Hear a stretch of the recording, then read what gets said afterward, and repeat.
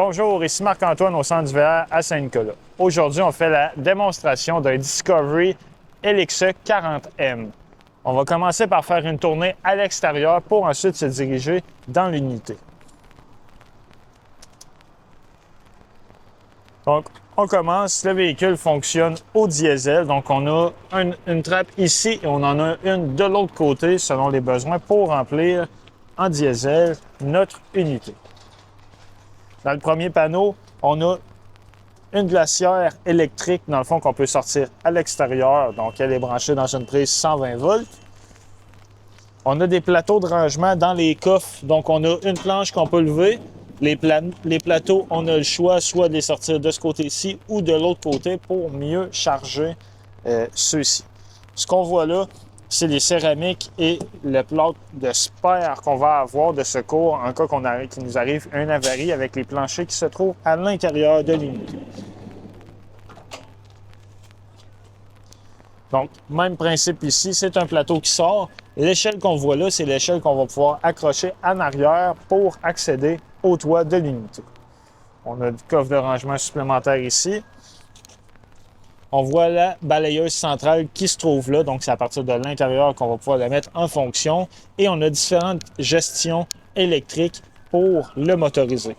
On a un premier coupe-circuit ici, slide out, disconnect, donc en fermant le couteau ici, on ne pourra pas ouvrir ni fermer les slide out. On a un coffre qui est là.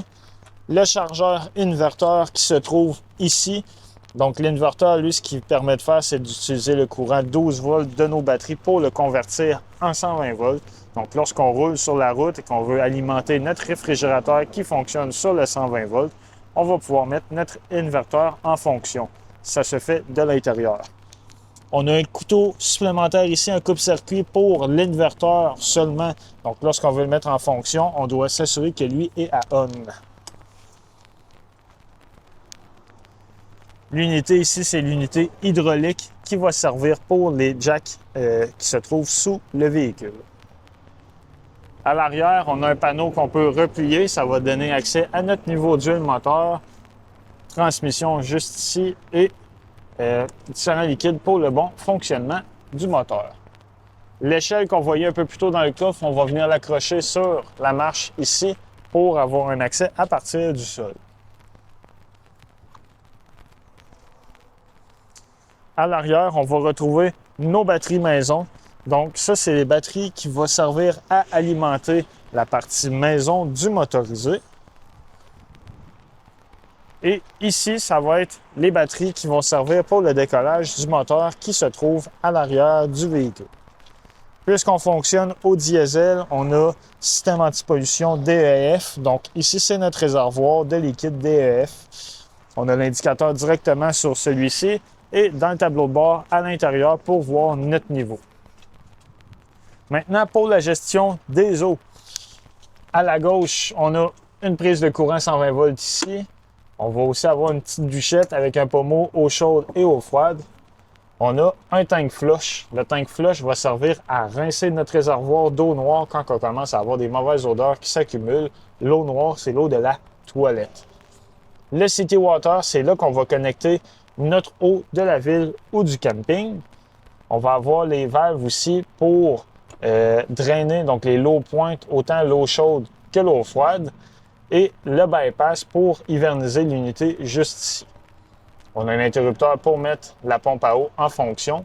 La pompe à eau, elle va aller siphonner l'eau qu'on va mettre dans le réservoir ici, notre réservoir d'eau fraîche qui se trouve en haut. Donc, avec la pompe, on va être capable d'alimenter toute notre robinetterie en eau en mode autonome sur la route. On a un filtreur aussi qu'on peut insérer à l'intérieur ici. Donc, c'est une cartouche qui va filtrer différents sédiments.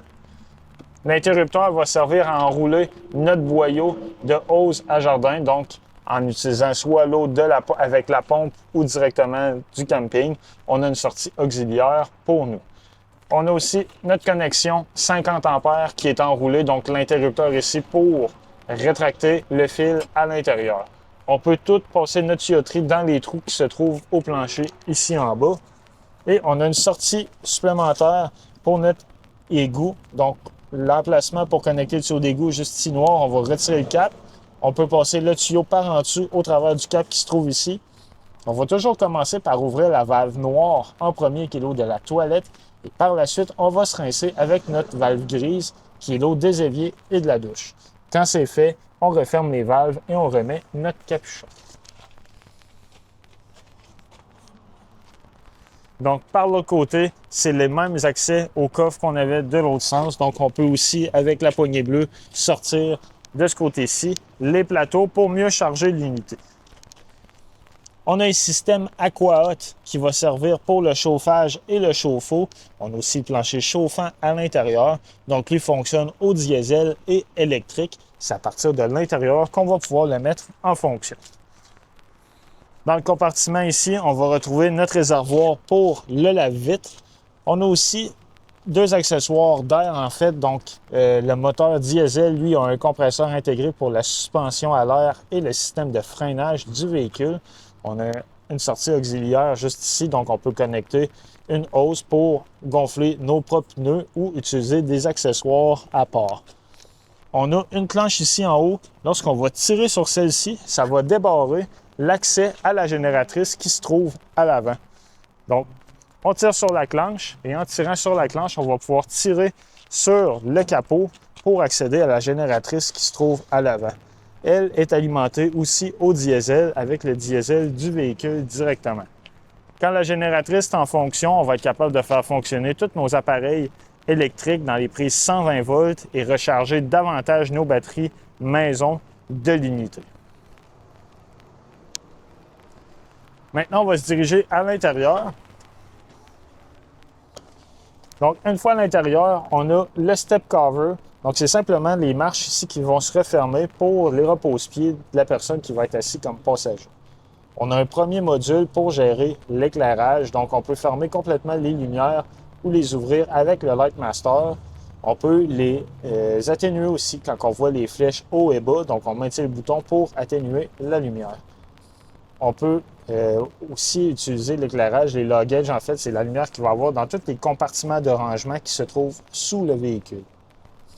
Lorsqu'on va dans le milieu ici, bien, on a la fonctionnalité pour ouvrir et fermer les slide-out et on va avoir aussi pour gérer les auvents. Donc, on a auvents au-dessus de la porte et on en a deux supplémentaires vers l'arrière du véhicule. Pour les slide-out, très important, le véhicule doit être en marche avec le frein à main appliqué. Quand on va dans les réglages, on va pouvoir choisir l'intensité de l'éclairage. On va pouvoir aussi mettre auto-dimming, tout dépendamment de l'éclairage. Et le cleaning mode va simplement, lorsqu'on appuie dessus, servir à laver notre écran sans toucher à aucune des fonctions. On a des couteaux supplémentaires ici. Donc, lorsqu'à l'extérieur, on est à on, on a le main, donc la batterie disconnect va couper en fait complètement le courant des batteries. Et batterie auxiliaire, même chose. Donc, c'est ici que lorsqu'on remise le véhicule, on va s'assurer qu'il est à off pour éteindre tous nos systèmes de contrôle à l'intérieur.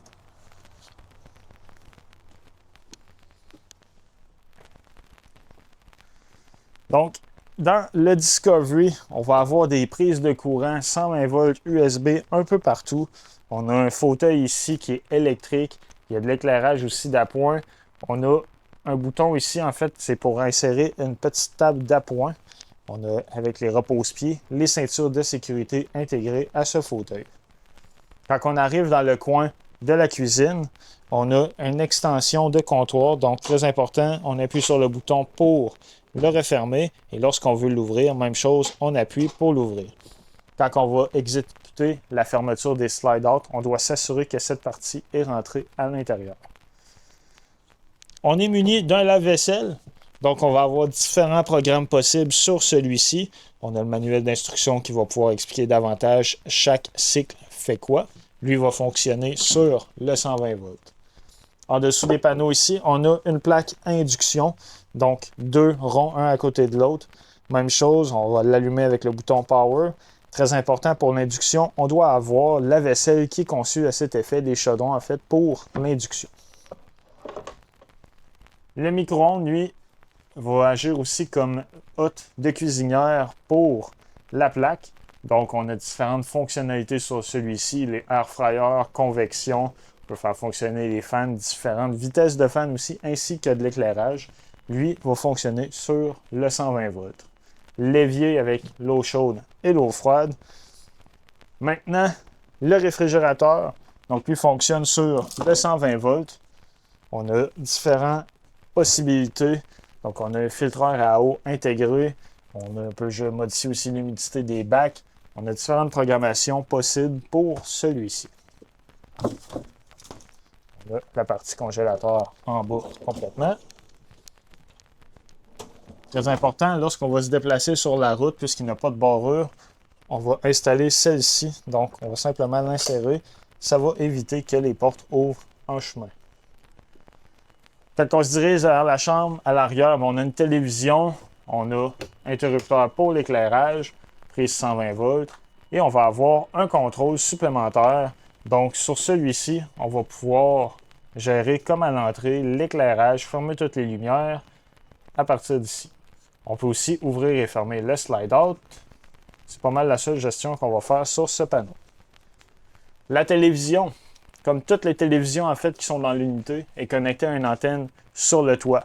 Donc, elle, la manière de procéder pour capter les postes digitaux, on va aller dans les paramètres de la télévision, effectuer un channel scan. L'antenne va détecter à ce moment-là s'il y a des postes digitaux de disponibles. Un exemple, au centre d'hiver à Saint-Nicolas, on va capter 3 à 4 postes différents.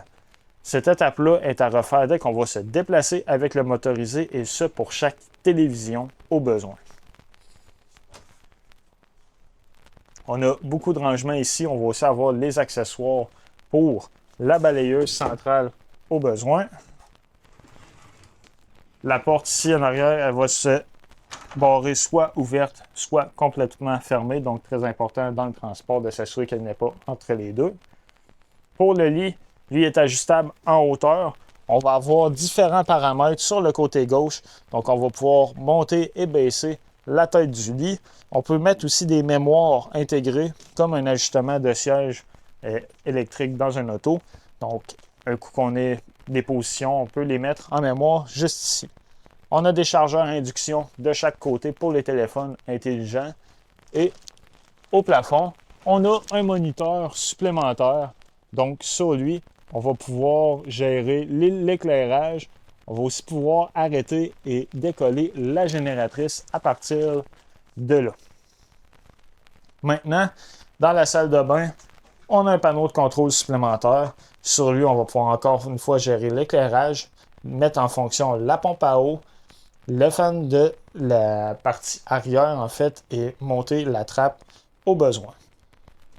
Heater, on a une chaufferette qui est intégrée en fait dans la salle de bain. Donc, une petite chaufferette radiante électrique pour chauffer seulement la partie arrière. La toilette, elle, on a deux systèmes de flush. Donc, on a une petite flush et une grosse flush au besoin. On a deux éviers avec chacun de l'eau chaude et l'eau froide, des cabinets de rangement. Dans la douche, on a une barrure ici qu'on ne doit pas oublier, ouverte lorsqu'on va circuler sur la route. Et on a un système avec des valves pommeau qu'on peut jouer sur la hauteur aussi. Toute la douche est en céramique.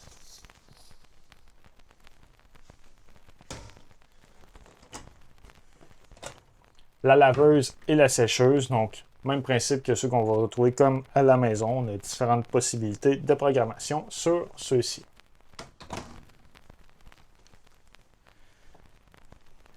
On a une salle d'eau d'appoint. Donc, même principe pour la toilette. On a deux fonctions différentes. On a un contrôleur pour l'éclairage, gérer la ventilation, la puissance des fans, avec un plus petit évier.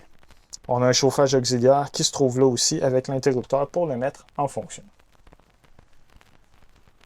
Maintenant, sur notre module principal, lorsqu'on va sur la maison, on va avoir l'affichage de nos différents niveaux de réservoirs. Donc, réservoir d'eau fraîche, eau grise et eau noire.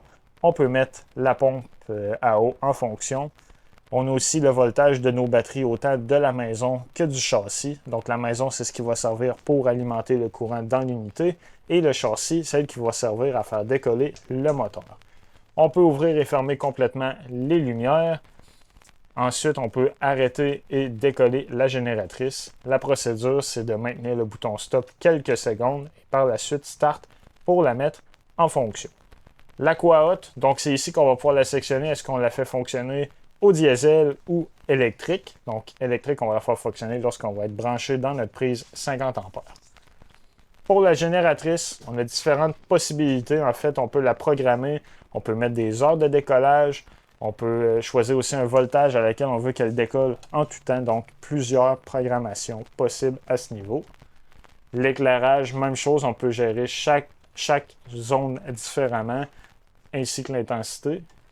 Pour le système de climatisation et chauffage, on est séparé en 3 zones. Donc, on a l'avant, le milieu et l'arrière. Et tout dépendamment de l'emplacement, on va pouvoir soit climatiser, chauffer avec la climatisation, l'Aqua-Hot, en fait, qui va faire fonctionner les planchers chauffants ou le mettre en mode automatique. Dans le milieu, on va simplement pouvoir faire fonctionner les airs climatisés. Et en avant, on va pouvoir climatiser ou se servir des planchers chauffants. À tout moment, on peut modifier l'intensité de la ventilation, donc le mettre soit à l'eau ou à high. Et on a le plancher chauffant ici en avant ou en arrière, donc on peut séparer en 2 zones différentes pour le plancher chauffant. Pour la ventilation, donc on a 3 trappes qui donnent accès au toit. C'est ici qu'on va pouvoir ouvrir les trappes et les mettre les ventilateurs en fonction. Pour les slide-out, donc en ce moment, on ne peut pas ouvrir ni fermer de slide-out. C'est normal. Il faut que le véhicule soit en marche et que le parking brake soit appliqué. Et pour les auvents, donc on va pouvoir gérer les 3 auvents différents qu'on a sur l'unité. Il y en a un sur le slide-out à l'arrière, un plus vers l'avant et un qui se trouve au-dessus de la porte d'entrée. Quand on va dans les paramètres, on peut gérer l'intensité de l'éclairage. On va avoir aussi différentes procédures pour effectuer des diagnostics à même le contrôleur. On peut mettre notre température soit en Fahrenheit ou en Celsius. Et on a aussi une application mobile qu'on va pouvoir télécharger. Donc, elle, ce qu'elle va nous permettre de faire, c'est que sur notre téléphone intelligent, on va avoir les mêmes contrôles qu'on retrouve ici. Donc, on va pouvoir jouer avec l'éclairage, faire décoller la pompe à eau au besoin. Donc, différentes astuces sur l'application.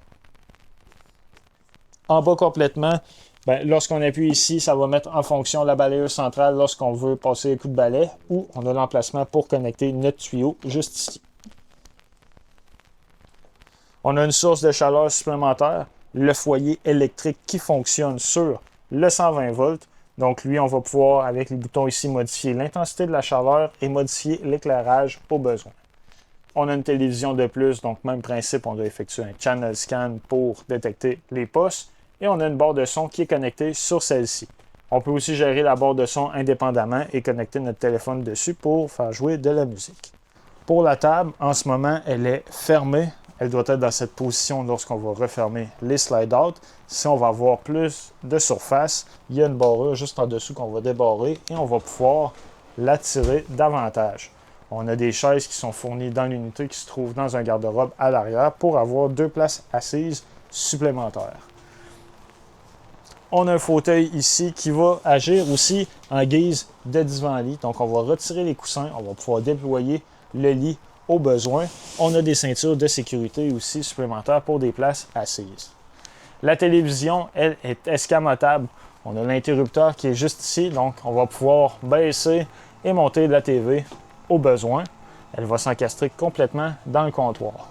Sous les cabinets, on va retrouver des interrupteurs pour gérer de l'éclairage. Donc, on a des barres de LED au besoin. On a aussi des interrupteurs pour des spots d'appoint.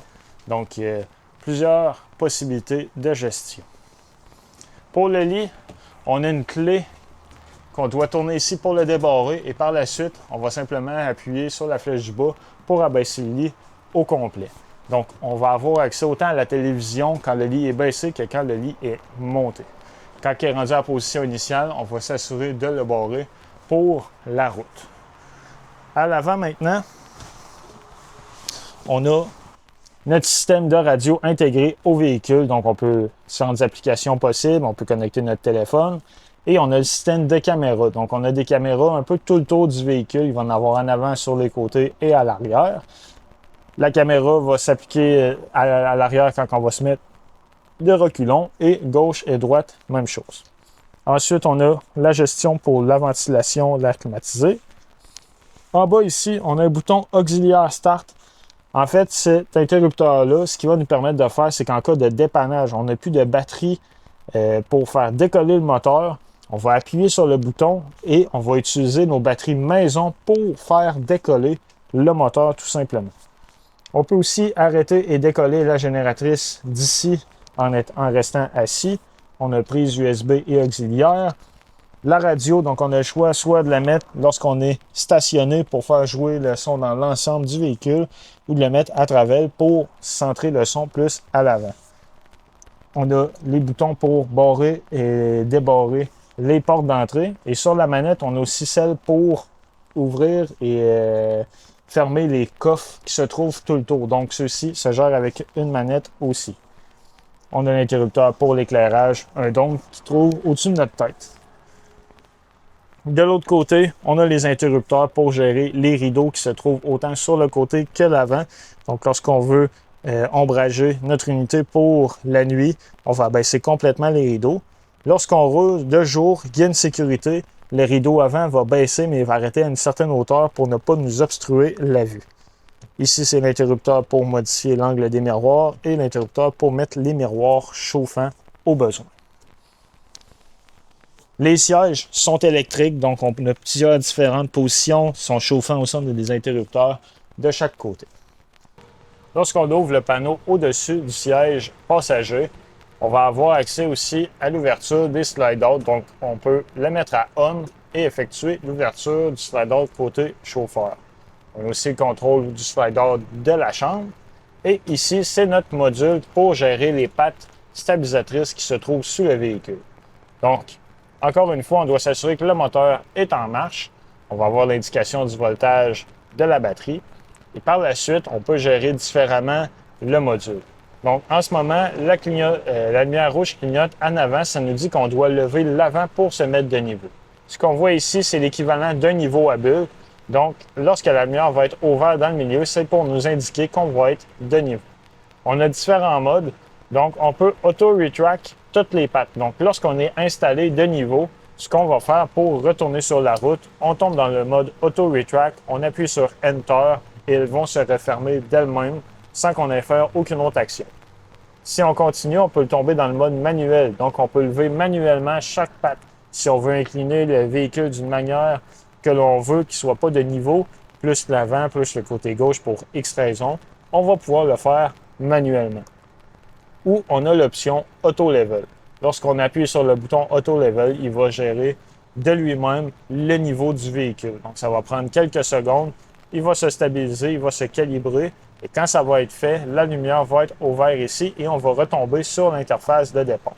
Quand on est rendu niveau, on va simplement appuyer sur le module pour l'éteindre complètement. Dans le véhicule, il y a une pochette dans laquelle on va retrouver tous les manuels d'utilisateurs pour les électros, donc télévision, foyer, frigo, le lave-vaisselle aussi. Donc, quand on va vouloir faire de la programmation ou si on a des questions, on va toujours pouvoir s'y référer. C'est ce qui conclut la démonstration du Discovery. Merci.